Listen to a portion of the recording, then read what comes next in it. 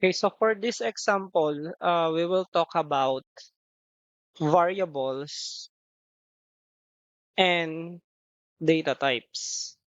So, ito yung dalawa na foundational topic kapag nag-aaral ka ng isang programming language. So, first, you need to understand kung ano nga ba yung variables. And second, you need to understand kung ano yung tinatawag natin na data types. So, at first, ang kakailanganin natin maintindihan kung ano ba yung isang variable. Variable, you can name it anything. Okay, so walang restriction kung ano yung gusto mong ipangalan pagdating sa variable. But, syempre programming ito, kailangan yung mga variables natin ay meaningful sila. Ano ba yung ibig sabihin ng meaningful? Ang ibig sabihin nun is gagamit ka ng isang variable name na akma kung para saan or kung paano mo gagamitin yung isang variable na yon. Let's say for example, meron kang variable para sa addition. So, ang gagawin mo, ang ipapangalan mo sa kanya is add or addition. Ganon.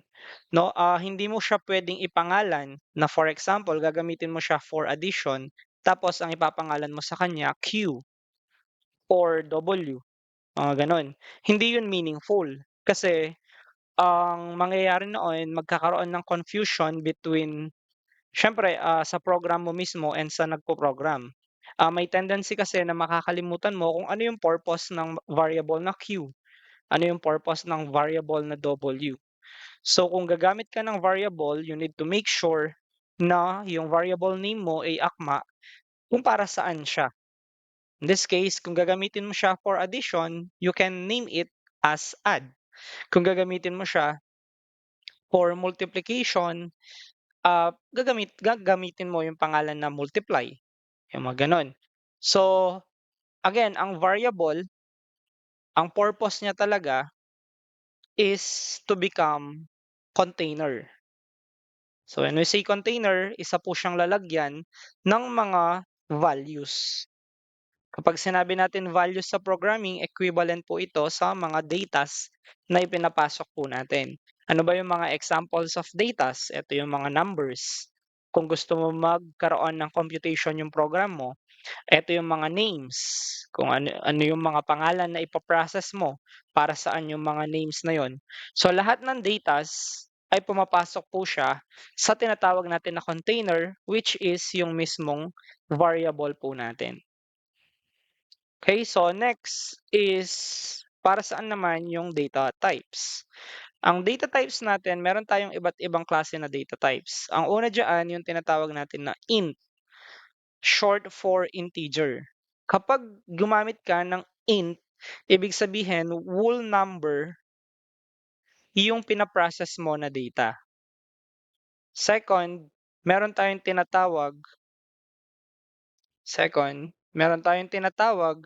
na char or equivalent sa character. So yung character means single letter lang. It can be any letter sa alphabet, it can be number. No, so for example, yung 2, pwede natin siyang gamitin as character. Yung R, pwede natin siyang gamitin as character. Pero paano ba malalaman ng mismong program natin kung character ba yung dinideclare natin? So yung character, palagi siyang merong single quotation. So ito yung opening mo, ito naman yung closing quotation mo. Sa loob niyan, diyan natin dinideclare yung ating mga character. So kapag naglagay ka ng 2 diyan, ibig sabihin niyan, yung character natin ay 2 siya. Kapag gusto mo naman ng letters, lalagyan mo ulit siya ng single quotation and then sa loob niya will be yung letter na gusto mong ipakita sa user natin. Let's say for example, G. So, yan yung difference or diyan ma-identify yung mismong characters. Gumagamit ka ng single quotation. Next naman na data type na meron tayo is ito yung tinatawag natin na string. So dito nagkakaroon ng confusion minsan yung mga programmers kasi ang char and yung string natin, they both use quotation mark. Pero ang difference nila, again, ang character natin, single quotation. While yung string naman natin, or ito yung mga words na ginagamit, or sequence of characters. So, ibig sabihin, characters sila pero sunod-sunod, sequence. And they can be names, they can be places, yung mga ganun. Pero again, to identify yung string natin, gumagamit tayo dito ng double quotation. So, ito yung opening nyo and ito naman yung closing nyo. Then after that, sa loob niya, pwede tayong mag-declare ng hello world or pwede din na mag-declare ka ng name such as Anley. Yan. So, pwede rin anything na inside ng ating quotation, double quotation, can be named as string. Okay? So, yan yung difference ng character natin and then string. Remember lang, ng character, single quotation lang siya. Ang string naman ay double quotations siya. Next na data type is we do have yung tinatawag natin na float. So, sa float naman, ito naman ay numbers din. Pero ang difference niya sa integer natin sa float ay meron siyang decimals. So kapag nagpo-process ka ng data such as banks datas, gumagamit tayo ng float. Okay, kasi example of float, ito yung for example 50.5 or 40.10. So lahat na may mga decimals na numbers can be processed sa mismong float natin. Okay? So next data type na meron tayo is double. Okay. So ang double is same thing, numbers din siya. Yan, numbers and with decimals then same sa float natin. So kung gagamit ka ng 50.5, 40.10, pwede mong gamitin yung double natin. So ano ba yung difference ng float at saka ng double?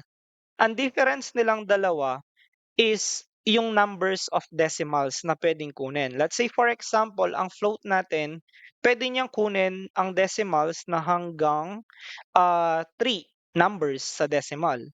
While sa double naman, pwede siyang kumuha ng hanggang 16 na decimals. So let's say for example, 50.12345 hanggang 16 na numbers.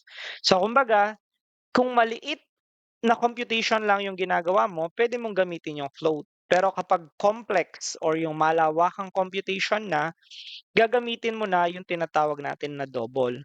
So for example, yung mga nagtatrabaho sa NASA, yung mga nagtatrabaho sa mga um, yung weather computation, yung mga ganun, gumagamit sila ng double kasi mas accurate and mas maraming decimals yung nakukuha natin pagdating sa double. So, yung last na data type na meron tayo will be yung boolean na meron tayo. So sa boolean, ang value lang nito ay true or false. So dalawa lang yon, hindi nagbabago yon. But we need to understand na yung machine natin or yung computers, mga devices natin, hindi naman nila naiintindihan yung human language. So they only understand yung tinatawag natin na binary.